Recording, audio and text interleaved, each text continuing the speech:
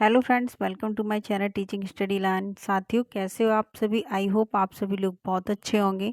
तो चलिए दोस्तों, आज की वीडियो शुरू करते हैं। और आज की जो वीडियो है वो यूपी पुलिस सभी कंपटीशन जो एग्ज़ाम है सभी के लिए महत्वपूर्ण होने वाली है, इसलिए वीडियो को बिना स्किप किए पूरा अंत तक जरूर देखें। तो आज के जो प्रश्न है वो जीके जीएस से संबंधित हैं। आज का पहला प्रश्न है, हड़प्पा सभ्यता के निम्न स्थानों में से असंगत को निकालिए। हड़प्पा सभ्यता के निम्न स्थान दिए गए हैं, तो उसमें असंगत को निकाल पूछा गया है, मतलब कौन सा मेल नहीं करता है। तो इसका राइट आंसर हो जाएगा मोहनजोदड़ो। क्या हो जाएगा? मोहनजोदड़ो। साथियों, चैनल पर पहली बार आए तो प्लीज चैनल को सब्सक्राइब कर लें और बेल आइकन को ऑन कर लें। प्रश्न नंबर अगला है, लाल कुर्ती वाले आंदोलन का उद्देश्य क्या था? एक आंदोलन था लाल कुर्ती, तो इसका उद्देश्य क्या था? स्वतंत्र पख्तूनिस्तान का सृजन, पाकिस्तान का सृजन, भारत में मजदूर संघों के क्रियाकलाप, या फिर भारत से अंग्रेज को भगाना। तो जो लाल कुर्ती आंदोलन था इसका मतलब था स्वतंत्र पख्तूनिस्तान का सृजन। क्या था? स्वतंत्र पख्तूनिस्तान का सृजन। अगला प्रश्न देखते हैं,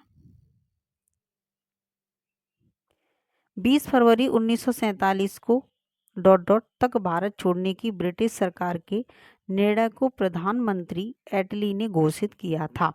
यहाँ पूछा गया है कि 20 फरवरी 1947 को, यह घटना है 20 फरवरी 1947 को, मतलब यहाँ से किस तारीख तक भारत छोड़ने का, ब्रिटिश मतलब भारत छोड़ने का, ब्रिटिशों का जो अंग्रेजों का शासन चलता था भारत पर, तो यहाँ ये बात कही गई है कि 20 फरवरी 1947 से किस डेट तक भारत छोड़ने का निर्णय लिया गया था। यहाँ पे भारत छोड़ने पर ब्रिटिश सरकार को मजबूर किया गया था, यहाँ पे प्रधानमंत्री अटली ने वह डेट घोषित की थी। तो वो डेट है आपकी जून 1948। क्या थी? जून 1948।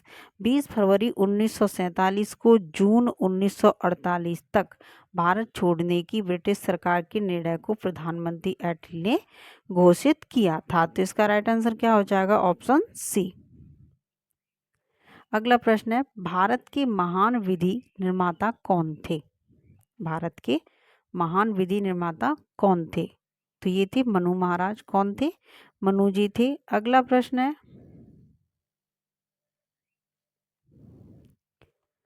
मध्यकालीन भारत में आय का प्रमुख स्रोत क्या था? मतलब कहाँ से आय आती थी? मध्यकालीन भारत में आय का प्रमुख स्रोत पूछा है। वैसे तो काफी स्रोत होते हैं, लेकिन यहाँ मेन स्रोत पूछा है, मुख्य क्या था जिससे सबसे ज्यादा क्या आती थी? इनकम आती थी।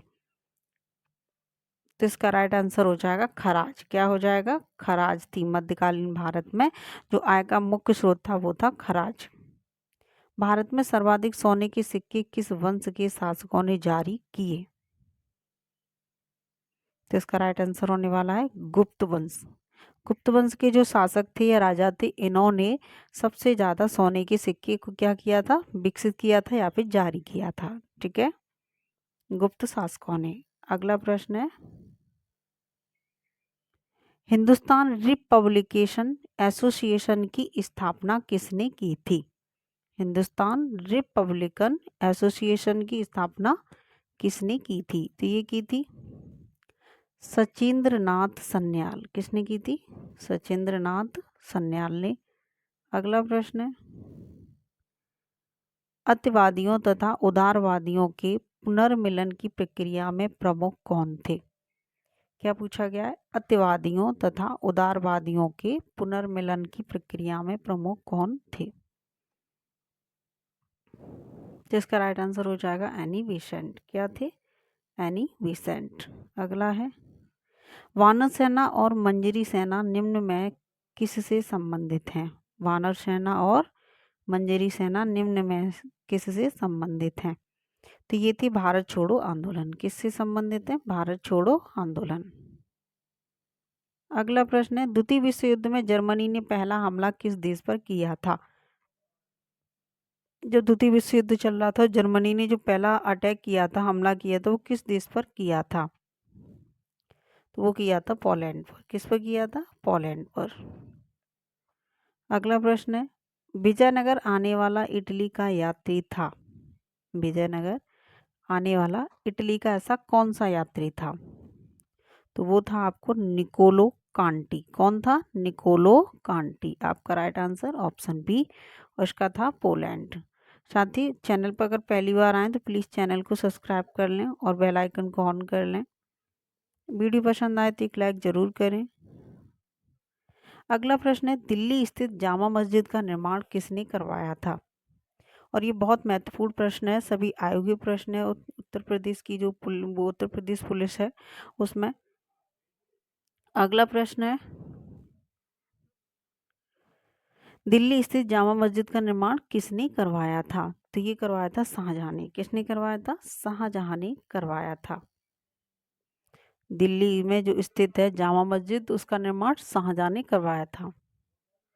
अगला प्रश्न है, इस्लाम धर्म के प्रवर्तक मोहम्मद साहब का जन्म कहाँ हुआ था? तो जो मोहम्मद साहब हैं वो किसके? इस्लाम धर्म के प्रवर्तक हैं, लेकिन इनका जन्म कहाँ हुआ था? वो था अरेबिया में। कहाँ हुआ था? अरेबिया में। अगला है, मोहम्मद साहब का जन्म किस शताब्दी में हुआ था? तो ये हुआ था 6ठी शताब्दी में। कब हुआ था? 6ठी शताब्दी में। अगला प्रश्न है, नरसिंह अवतार से कौन संबंधित हैं?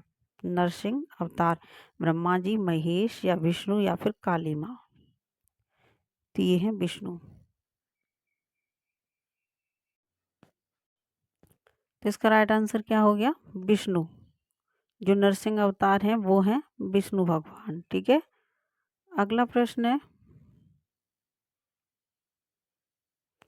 तमिलनाडु में स्थित नटराज की मूर्ति किसको समर्पित है?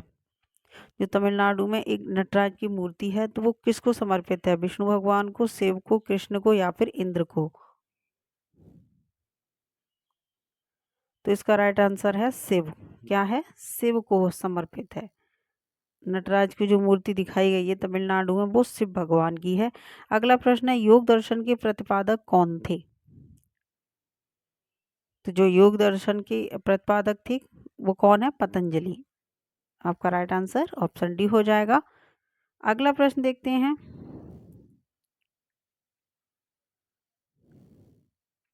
भारतीय राष्ट्रीय कांग्रेस के संस्थापक कौन थे?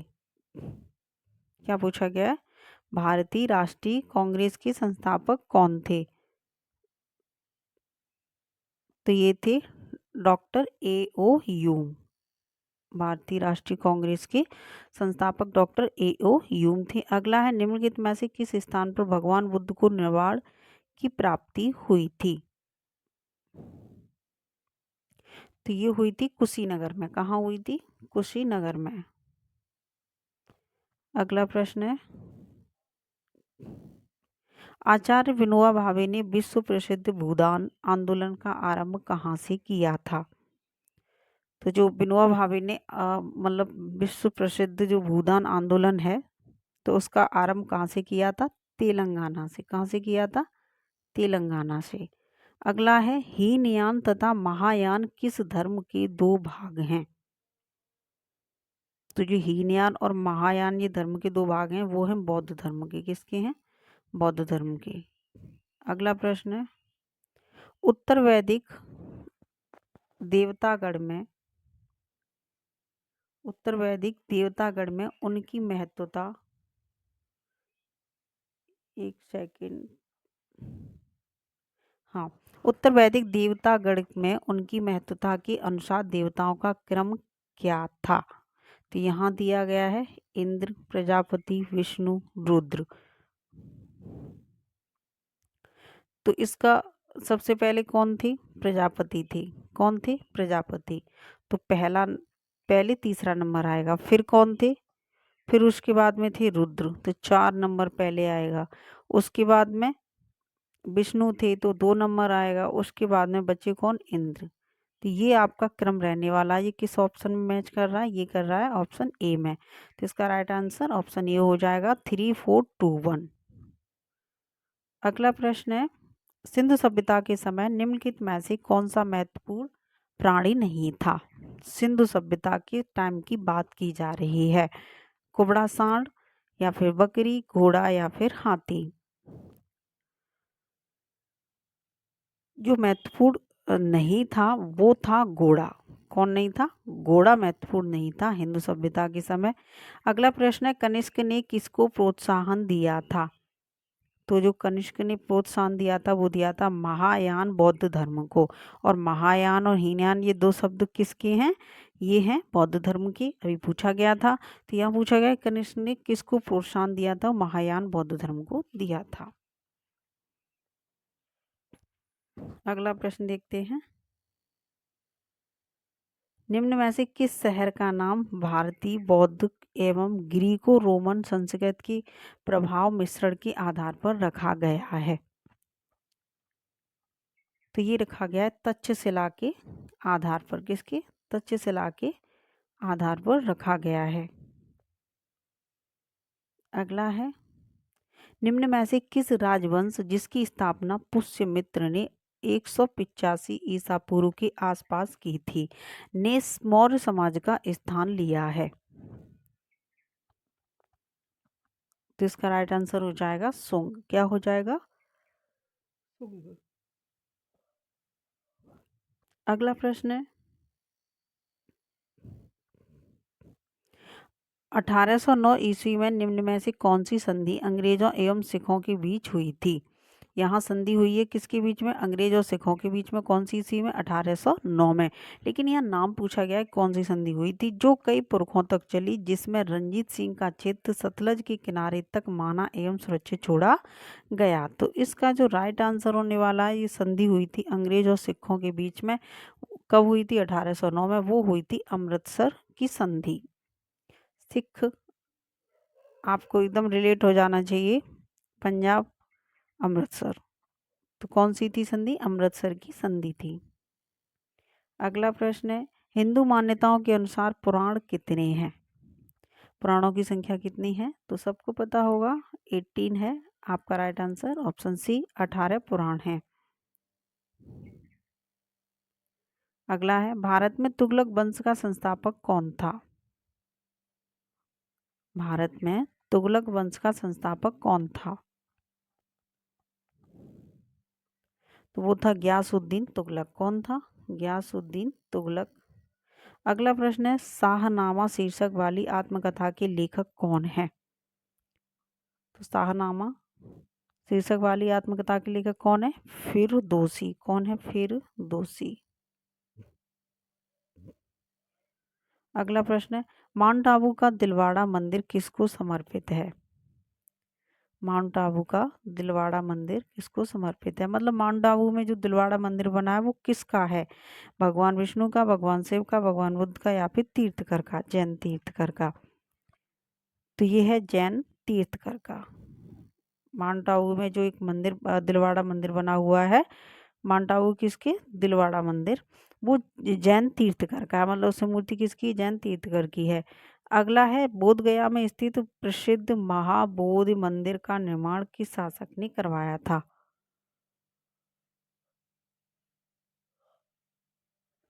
महाबोधि मंदिर कहाँ स्थित है? बोध गया में। ठीक है, तो इसका निर्माण किसने करवाया था? तो इसका जो निर्माण कराया था वो करवाया था अशोक ने। किसने करवाया था? अशोक ने। साथियों, वीडियो पसंद आई हो तो वीडियो को एक लाइक कर दें, और चैनल पर पहली बार आए तो प्लीज़ चैनल को सब्सक्राइब कर लें और बेल आइकन को ऑन कर लें। अगला प्रश्न देखते हैं, इस्लाम धर्म के संस्थापक पैगंबर मोहम्मद का जन्म कब हुआ था? यहाँ सन पूछी गई है। ठीक है, अरेबिया में हुआ था, 6ठी शताब्दी में हुआ था, लेकिन यहाँ सन पूछी गई है किस में हुआ था? तो ये हुआ था 570 ईसा में। कब हुआ था? 570 ईस्वी में हुआ था। अगला है,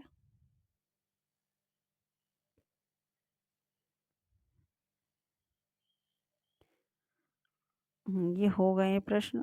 यहाँ से देखो, भारत आने वाला वह बौद्ध भिक्षुक तथा चीनी तीर्थयात्री कौन सा है जिसने बौद्ध धर्म की पवित्र हस्तलिपियों का संस्कृत में चीनी भाषा में अनुवाद किया? फिर से एक बार प्रश्न देख लो, इसकी लैंग्वेज थोड़ी सी बड़ी है। भारत आने वाला बौद्ध भिक्षुक, आपको पता हो गया क्या था? वो बौद्ध था। तथा चीनी तीर्थयात्री कौन सा था? चीन से आने वाला था वो, जिसने बौद्ध धर्म की पवित्र हस्तलिपियों का संस्कृत से चीनी भाषा में अनुवाद किया। मतलब जो बौद्ध था और कहाँ का था, वो चीन से आने वाला यात्री था। इसने क्या किया था कि जो बौद्ध धर्म की जो भी लाइन्स थी या फिर जो हस्तलिपियाँ थी, उसको संस्कृत से किस में बदल दिया? चीनी भाषा में अनुवाद किया था। तो वो कौन था? आई चिंग, दोसो, फायान या वैन सांग। तो वो था वैन सांग। कौन था चीनी यात्री? वैन सांग था, जिसने बौद्ध हस्तलिपियों को संस्कृत भाषा से किस में बदल दिया? चीनी भाषा में बदल दिया। अगला है प्रश्न। हाँ, तो आज की वीडियो में बस इतने ही प्रश्न थे। आप सभी को कैसी लगी आज की वीडियो तो हमें कमेंट करके ज़रूर बताएं। साथ ही चैनल पर अगर पहली बार आए तो प्लीज़ चैनल को सब्सक्राइब कर लें और बेल आइकन को ऑन कर लें। तो चलिए दोस्तों, फिर मिलते हैं अगली वीडियो में। तब तक के लिए धन्यवाद।